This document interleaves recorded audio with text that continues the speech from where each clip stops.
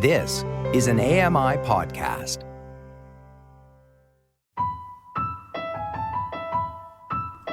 It's a dangerous business, Frodo, going out your door. You step onto the road, and if you don't keep your feet, there's no knowing where you might be swept off to.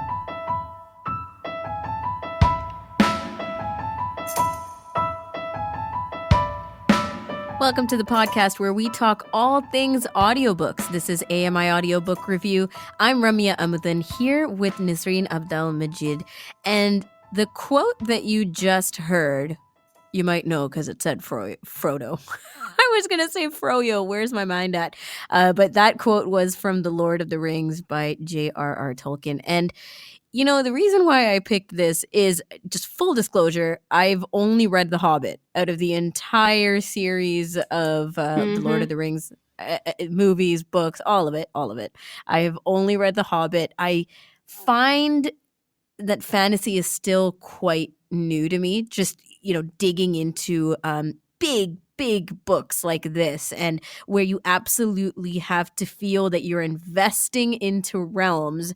And I know that I'm a Potterhead. I'm practically known for this all across the station, right, Niz? But that was an investment that I was making, not even recognizing that it was going to be this huge, whirlwind into the Harry Potter life, the world, the universe. But now that I understand what fantasy is, I'm like, oh, okay, this is how people get into the realms of fantasy and the worlds of it. I have not yet been able to take in a lot of the different worlds. Now you, Nisreen, flipping it over, have you read or seen any of the Lord of the Rings series? Why or why not? Lord of the Rings was really big in my day. I did watch all of them, but I have not read it. I tried to read The Hobbit. That was one book that I did try to read, not gonna lie. But I think it was just, as you said, fantasy books were just not my scene. Like, my sister loves fantasy books. That's her big genre of books. I really have to get into it. I think I have to kind of get used to fantasy books to read that big of a book. Mm-hmm. And, you know, next week, this is a bit of a prelude because next week we're going to be chatting with Matt Agnew, one of the technical producers at AMI Audio. And he's just like absolutely into various different fantasy realms, and not just with audiobooks, but, everybody, video gamers know and movie watchers know, just like how deep you do get into some series, some universes, and authors really take you places. But it is a lot to say, okay, I'm gonna do it, I'm gonna get into it, or give it a chance, knowing that if you're into it, it's gonna be a really, really long ride for the most part. So really, I thought that, you know, it's a good place to start to pick one of the biggest, like you said, Nisreen, one of the biggest worlds that people do know about and are heavily supportive of, which is the Lord of the Rings series. Let's talk about the featured titles on the CELA homepage. CELAlibrary.ca is where we go for this info. The first one of the three titles is The Madness of Crowds by Louise Penny, Mysteries and Crime Stories. Also, My Life Through Food by Stanley Tucci, and this is food writing. The Heart Principle by Helen Hone is contemporary romance, and that's the last title on the featured titles category. Lots more up there, lots of updates, but we're not going to get too much into it right now because we will be talking to our friends Theresa and Karen from CELA later on in the show, and they're going to share some very exciting news and some pilot projects for us. So, Nisreen, anything trending on Twitter this week that you want to mention? Yeah, on Twitter, audiobooks released this week's top releases. So starting off with Invisible by Danielle Steele, The Maid by Nita Prose, The School for Good Mothers by Jasmine Chan, No Land to Light On by Yara Zreib, Star Wars, The Fallen Star by Claudia Gray. Have you read any of the Star Wars books, by the way? No, not at all. See, that's another thing that I think it's one of those books where you really need to, even the movies, you have to focus and you have to be patient with these books. I don't know if I will get to those, to be honest. And you know what it is too? Sometimes I'm nervous to say that I haven't checked out Star Wars because people who are really into it are like, right? But it's a total fan base thing, right? It's a total like you're engulfed in it, you love it, you absolutely appreciate the heck out of what the creators have done, Mm-hmm. or you just don't know if it's your thing, or you decided it's not your thing and you won't check it out. But really, like you said, I think fantasy is something where you I think it's it's a either you like it or hesitancy. you don't. Yeah. Yeah. And the hesitancy can sometimes play the biggest role in whether you want to try it or not, right? Like it's Mm, not the same as just picking a fiction book to read or picking a nonfiction book to read. You kind of know what you're going to get into. Whereas fantasy, there's a lot of different things that'll just make or break it for you. absolutely. Yeah, I totally agree with you. It's also part of the hesitancy is that you just need to think about how much information that you need to grasp in those books, and really Yeah. appreciating all the information there is to share. But yeah, that's what's making waves in trending. Awesome.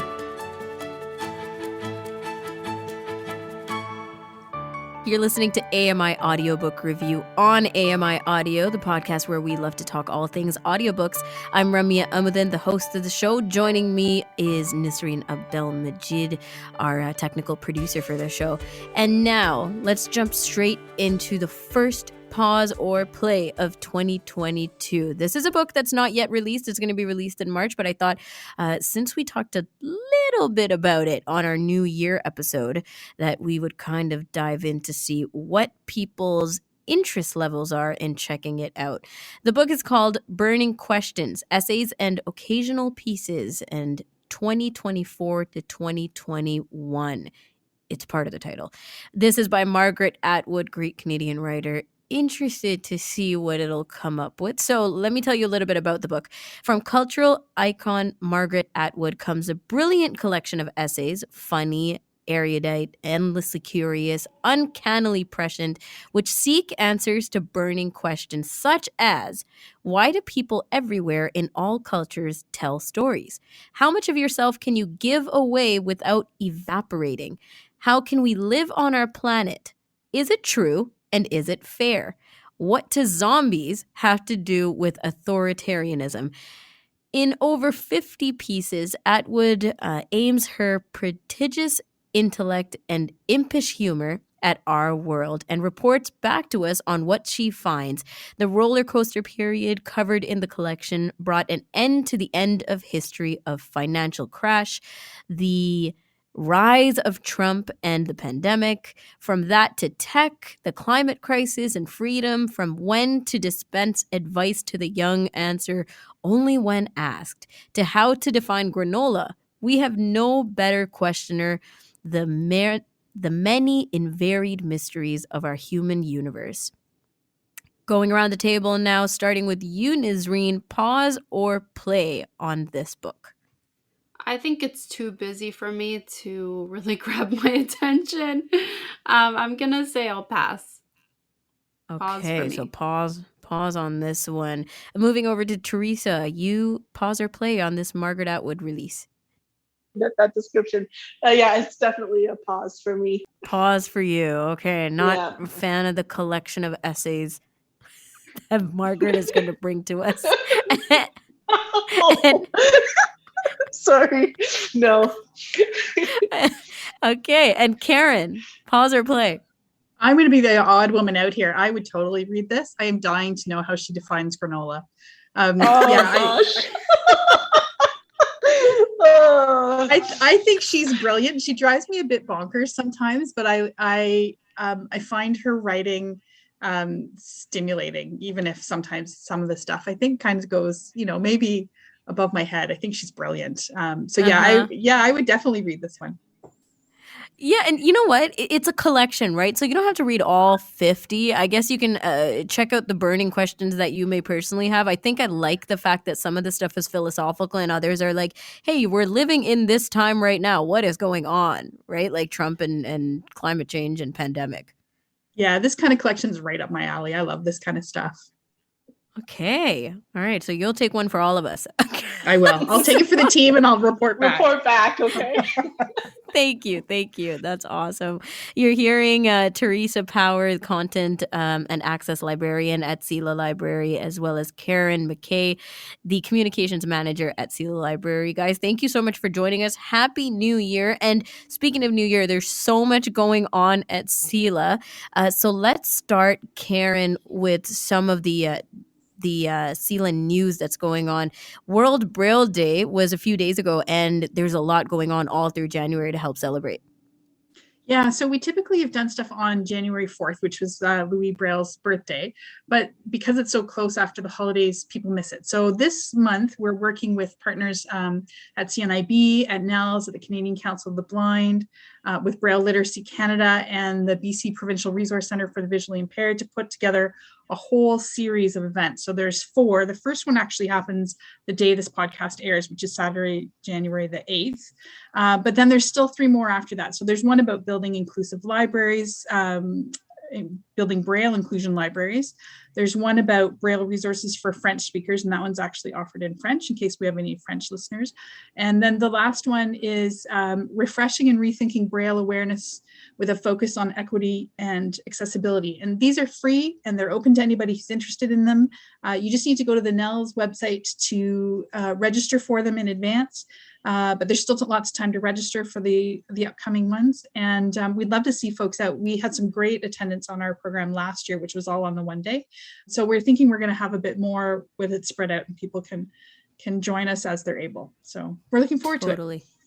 Awesome. Thank you for sharing the details. And yeah, lots of great partnerships this time around. And with everything being virtual, there's just so much to take part in. And like you said, just more access around the country.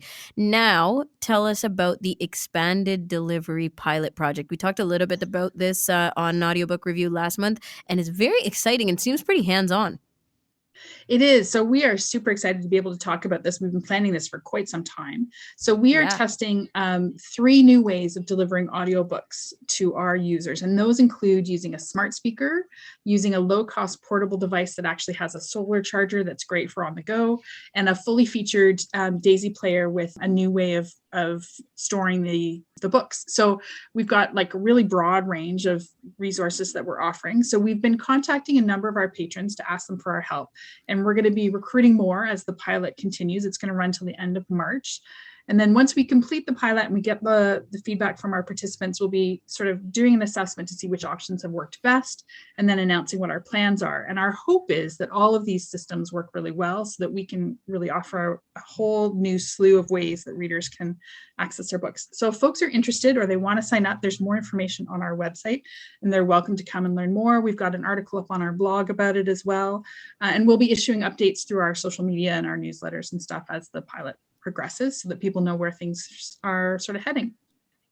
Okay, perfect. Yeah, your blog has the complete breakdown of the project and how people can get involved if they're interested. CELAlibrary.ca and go check that post out. You want to tell us about Canada Reads because stuff is coming up for that very soon as well. It is. So again, this year we're working with the folks at Canada Reads. They're fantastic. And we are really thrilled that we're going to have all the books ready and waiting as soon as the shortlist drops later this month. So the long list is announced January the 12th, and then the short list is announced January the 26th. And the debates happen March the 28th through 31st. So once the short list is announced, you've got basically 2 months to read. There's 5 books and they're interesting books. We're really kind of excited about the list. We can't share it yet, but we're this is sort of an important event for Canadian book discussions, and it's really great that it's so participatory and that people get really passionate about it. So we love that Canada Reads works with us to make sure that there are accessible versions so that everybody can participate, that it's not just folks that get them from their typical libraries. So yeah, we're really excited about Canada Reads this year. Lovely. Now, did the debates get a lot of attendance last year? They were all virtual. They've been all virtual the last 2 years. But they run on a variety of platforms. So you can watch on like Facebook Live, they have it on YouTube, they have it live streaming. They run them, multiple times through the day, so you can catch it whenever kind of works for you. And then they usually have some events with authors and that kind of thing happening before or sometimes after. So there's, if you're a literary fan or if you're a Canadian lit fan, it's a great time because there's lots of interesting things and lots of interesting conversations happening. Twitter lights up on it, which is great. So yeah, the social around this is incredibly engaging. Yeah, for sure. And we listen to we sort of follow a couple of sort of thought leaders on this, but we also follow all the authors.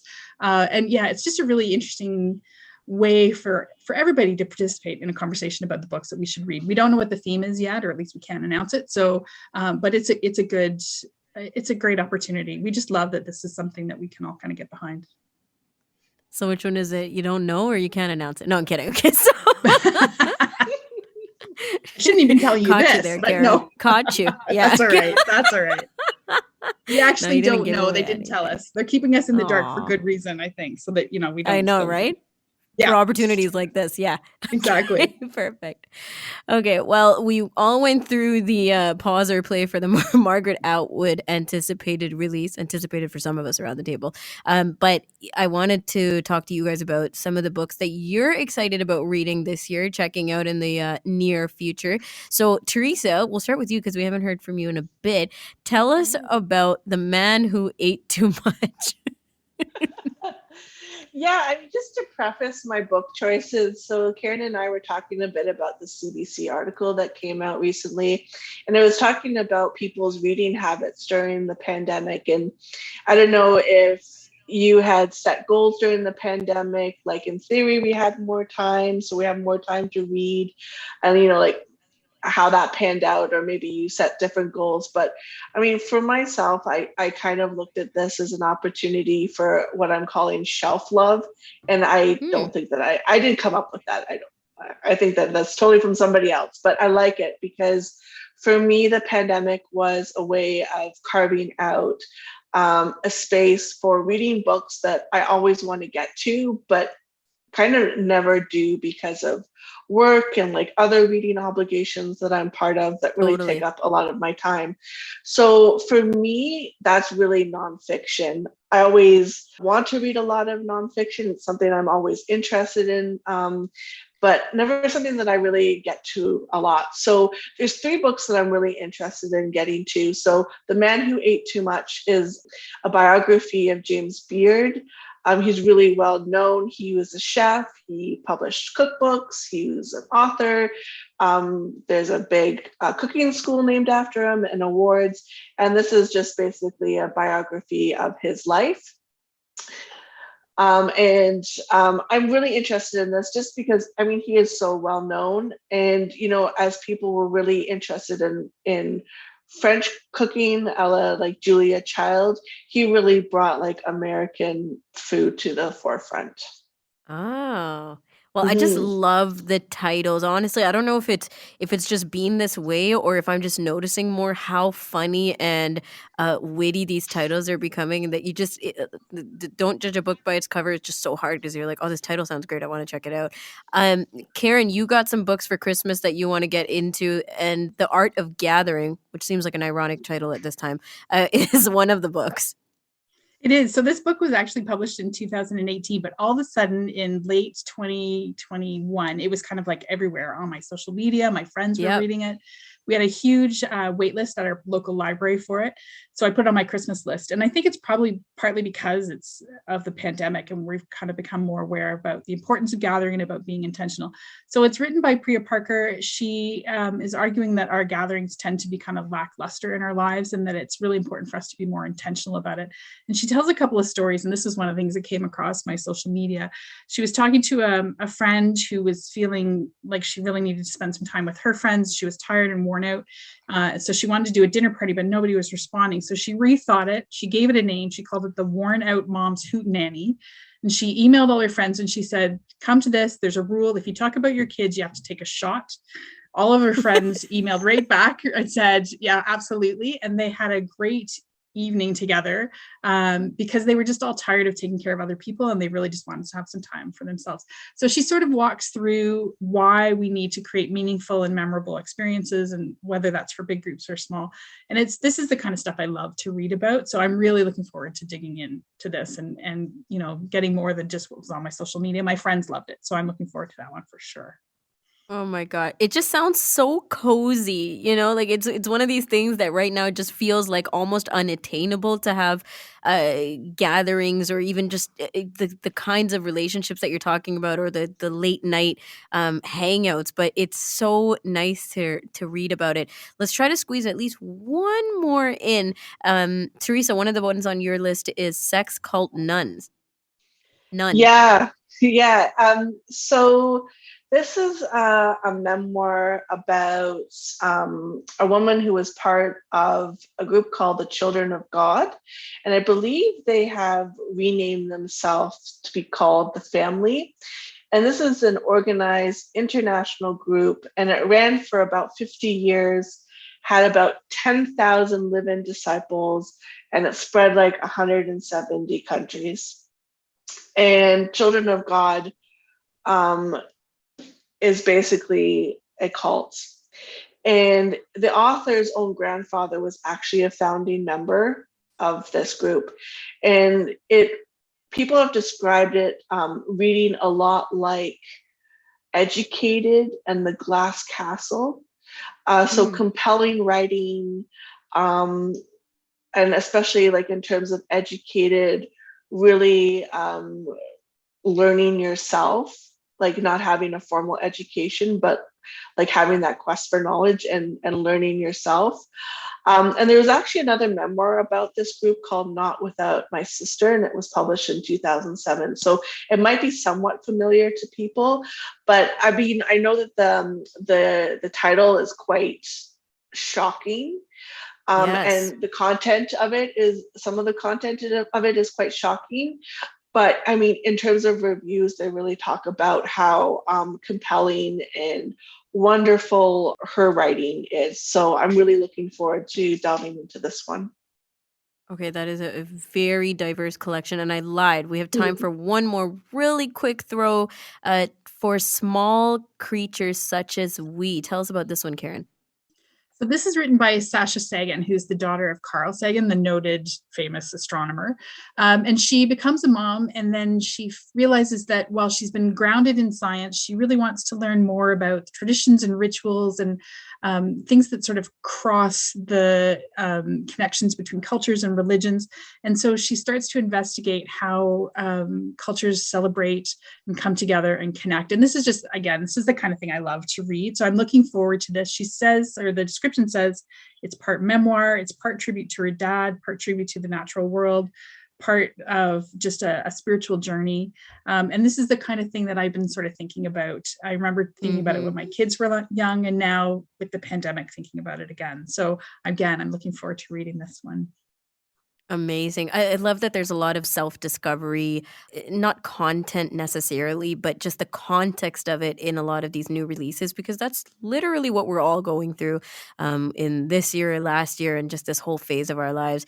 Guys, thank you so much for joining us again. And this is a really great way to kick off the year of reading with your goals, your specific titles that you're looking forward to digging into. So appreciate it, and we'll talk to you next month.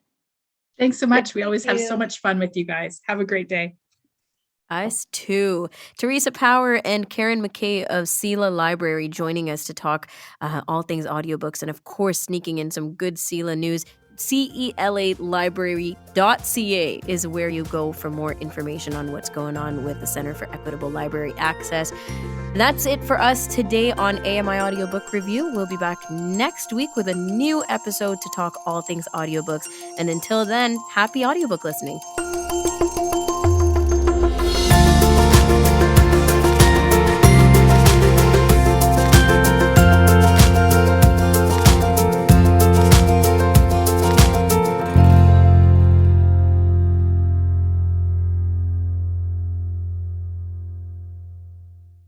This was an AMI podcast. For more accessible media, visit ami.ca.